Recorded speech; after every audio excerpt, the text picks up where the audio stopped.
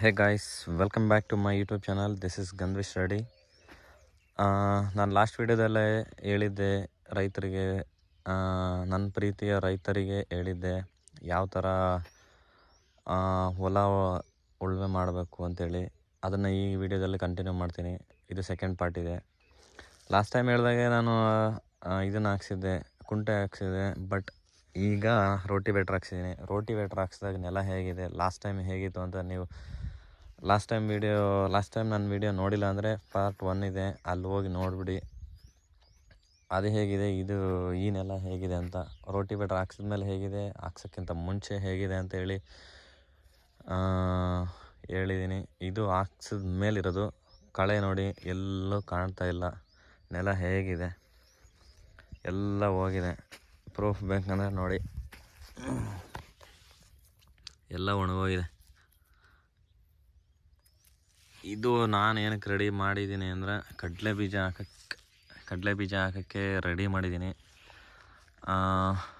ಇದರಲ್ಲಿ ಕಡಲೆ ಬೀಜ ಹಾಕೋಣ ಅಂತಿದ್ದೀನಿ. ಒಂದು 4 ಎಕರೆ ಇದೆ. ಇದು 4 ಎಕರೆಯಲ್ಲಿ ಕಡಲೆ ಬೀಜ ಹಾಕೋಣ ಅಂತೇಳಿ ರೆಡಿ ಮಾಡಿಟ್ಟಿದ್ದೀನಿ. ಗೊಬ್ಬರ ಹಾಕಿದ್ದೀನಿ, ಆರ್ಗ್ಯಾನಿಕ್ ಗೊಬ್ಬರ ಹಾಕಿದ್ದೀನಿ. ಹಸುದು ಕೋಳಿದು ಹಾಕಿದ್ದೀನಿ. ನಮ್ಮ ಮನೇಲೆಲ್ಲ ಜಾಸ್ತಿ ಇದೆ ಕೋಳಿ. ಒಂದು 10-15 ಕೋಳಿ ಇದ್ದಾವೆ, ಒಂದು 5-6 ಹಸು ಇದೆ, ಎಲ್ಲ ಇದೆ. ಈಗ ಇದು ಸದ್ಯಕ್ಕೆ ರೆಡಿಯಾಗಿದೆ. ಇನ್ನೇನು ಒಂದು 4-5 ಡೇಸಲ್ಲಿ ಬಿತ್ತನೆ ಮಾಡಬೇಕು ಬೀಜ.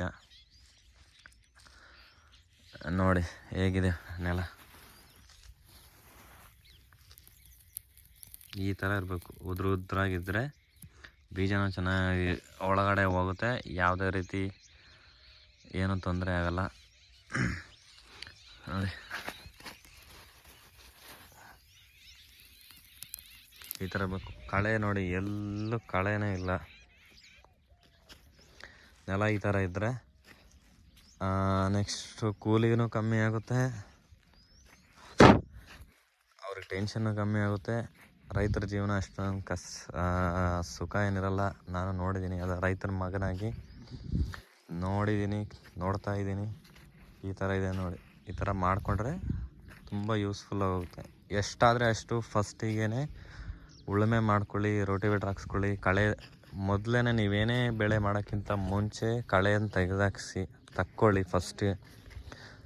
ದುಡ್ಡಿಗೋಸ್ಕರ ಕೆಲವ್ರು ಏನು ಮಾಡ್ತಾರೆ ಅಂದರೆ 1 ಸತಿ 2 ಸತಿ ಹೊಡೆದ್ಬಿಡ್ತಾರೆ, ಆಮೇಲೆ ಇದು ಮಾಡ್ತಾರೆ. ಹಾಗೆ ಮಾಡೋದ್ರಿಂದ ಮತ್ತೆ ನಿಮಗೆ ಕೂಲಿ ಜಾಸ್ತಿ ಆಗುತ್ತೆ, ಇಲ್ಲಿ ಕಮ್ಮಿ ಆಗೋದು ಅಲ್ಲಿ ಜಾಸ್ತಿ ಆಗುತ್ತೆ ಅಷ್ಟೇ. ಹಾಗಾಗಿ ನಾನು ಯಾವಾಗೇ ಮಾಡಿದ್ರು ಒಂದು 3-4 ಟೈಮ್ಸ್ ಕುಂಟೆ ಹೊಡೆಸ್ಬಿಟ್ಟು ಆಮೇಲೆ ರೋಟಿವೇಟ್ರ್ ಹಾಕ್ಸ್ತೀನಿ. ಯಾಕಂದರೆ ಖರ್ಚು ಕಮ್ಮಿ ಆಗಲಿ.